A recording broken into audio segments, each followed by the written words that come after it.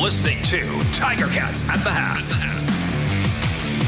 Welcome back to Tiger Cats Audio Network. Tiger Cats at the Half, presented by my insurance broker, Bubba O'Neil, along with Mike Daly.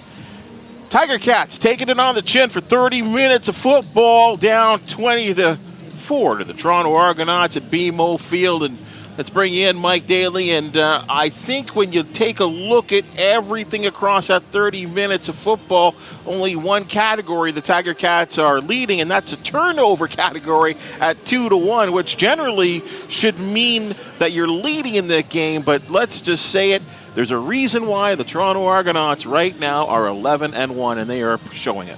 Yeah, they're they're kind of dialing it all up on every kind of aspect of the game, special teams, defense, and offense, right? Like, it seems like the Argos can kind of get whatever they want on their offensive plays, right? It seems like when they run the ball, they're getting 5-6 yards a pop.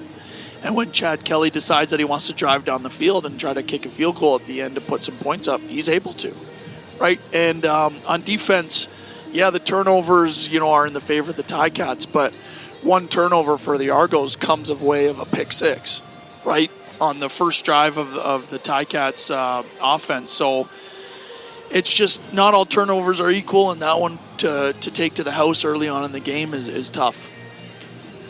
Argonauts with 259 yards of net offense to 104 for your Hamilton Tiger Cats. And of that 258, 218 through the air, Taylor Powell with 82. But with all due respect, 30 yards of that came on a late reception there to try and set up that last-ditch field goal attempt at the end of the half. Right now, Taylor Powell's not having a great game. No, and this Ticats offense is not having a great game right now. The problem is you take two offside penalties on the O-line. That puts you in a tough spot for second down, right? Some drop balls. You saw the one on Tim White. There was probably a 12-yard reception that he had that he dropped, right? And then it's just the only points that have come for the Ticats right now are on that fumbled punt return, right? Where there wasn't anything to happen and you kick a field goal, you get those 3 points out there. It's just not really working for this Ticats offense right now, and I think something has to change. Somebody has to step up and make a big play or make a big-time catch, kind of like you saw Keandre do right at the end of the half there. Do you say the word change? You have Matthew Schiltz, who has not played football since mid-July when he went down. It was July 13th when he went down in that 37-29 victory in Edmonton. And he was 10 of 17, 189 yards, and he ran a couple of times for 10 yards in that game. Typical Matthew Schiltz. Do you consider that change? Yeah, it's tough, right? Because you don't want to pull a guy like Taylor Powell, who's been doing so well as of late. You want him to be able to go through some of these and be able to come back and make a play and battle back from some adversity. But the problem when the Ticats are losing is they get down early and have a hard time climbing back because they become one-dimensional and take James Butler almost out of the game. So, should we change to, Matthew Schiltz? Well, I don't think so. I think you got to keep Taylor Powell in there. You got to let him battle through this adversity, but on a short leash. So I think this third quarter, how this Ticats offense comes out and starts the second half is going to be very telling, whether in the back of Coach Joe's mind is let's bring Matthew Schiltz in to give him a couple more reps.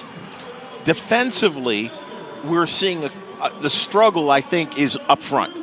That Argonauts offensive line are almost engulfing the Ticats defensive line. I've seen different combinations. I've seen some twists. I've seen some pulls. They're not getting to the quarterback, and that's allowing it. It appears that Chad Kelly has acres of time to go through his progressions. Yeah, and what Chad Kelly's doing a really good job at is he is getting the ball out quick. You're seeing a lot of these short throws that are completing it, and these receivers getting extra yak yards after the catch here. Just until, that second quarter, he was finding a few over the middle. But at that point, the Ticats were rushing 3, so he had a little bit more time. But, Yeah, right now Chad Kelly is sitting back there nice and pretty, and he can see absolutely everything downfield. And like I said, that's a little bit to the run game that they're able to establish, but really they're just able to almost seem like they get whatever they want at this point. Well, and if you've had any happiness in the fact that AJ Ouellette and Andrew Harris, Harris, were not going to play, that Deonta McMahon has come in and played very well. Yeah, that whole first drive was Deonta McMahon. Just keep giving him the ball. Yeah, and they're getting him. Andy mentioned it, right? They're getting him the ball in different ways as well. Got him on a little jet sweep. Right, was handing the ball off to him early, and then once that was established, then you see Chad Kelly going through his progressions, finding Tavares Daniels over the middle, right, for these big chunk plays, and then finally Dejon Brissett for that 70-yard touchdown, right? And that's what the Argos do so well, is they're able to run the ball, able to switch up where they're going, and then a big play. So the Ticats defense has had opportunities to get the ball, to try to turn the ball over, to make some plays. You've seen some knockdowns, a pick. But there just needs to be a couple more to be able to help this offense out, and just to get a little bit of momentum off of this Argos offense. Well, and the thing is, too, you've already seen through 30 minutes of football, the Argonauts attack. It's relentless. They're not letting go. And we just, in a time where we thought there in that last minute or so that they may just grind out the clock, they went into attack mode and they wanted field goal or touchdown at the end of the half. So that may, in some ways, that may open it up for the Ticat defense to have opportunities, because Chad Kelly's going to put it up, right? And he's going to throw off his back foot. He's going to roll right, throw left, and the opposite side is the thing as well, too. So there could be opportunities at some turnovers, and as you said, change the momentum of this game. Absolutely. And, Bubba, we were talking during the game, and there was this lull for the Argos offense where, it was a couple plays and then they had to punt again, and then another couple plays and they had to punt. But at that point is where you have to jump all over them, whether it is the defense taking that ball away or the offense saying, okay, this is our time to roll. You need to jump all over them when they have these lulls, because you see that the Argos are a very good team, right? So they are going to be able to march down the field once in a while on any defense. So when they do have these lulls, as this complementary football we talk about, you need to take advantage of these to try to claw back at this deficit that the Ticats are in.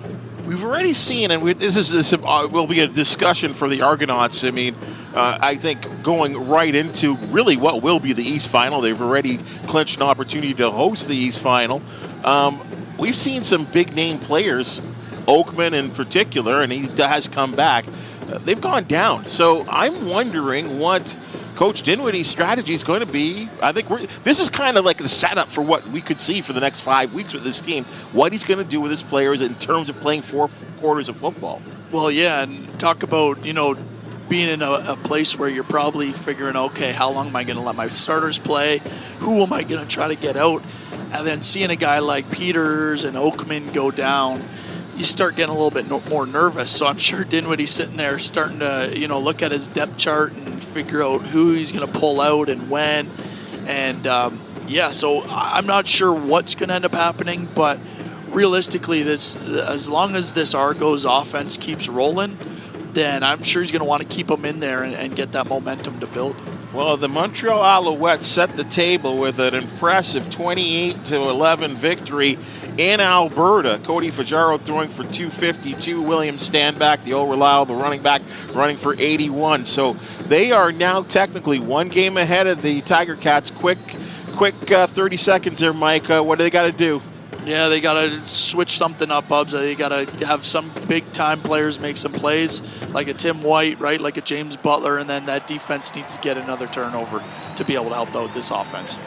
We'll be back at the end of this one. We will be with the post-game show, and we'll be going down to the locker room. We'll be talking to a player, Coach O, our fisherman's catch of the game. Lots coming up at the conclusion of this one, but let's hold on. 30 minutes of football still to remain as we get ready for the second half. It is the Tiger Cats down to the Argonauts, 20-4. Coming up next, it's RJ and Andy Fantus from the broadcast booth, streaming live at listen.ticats.ca and across the Ticats audio network.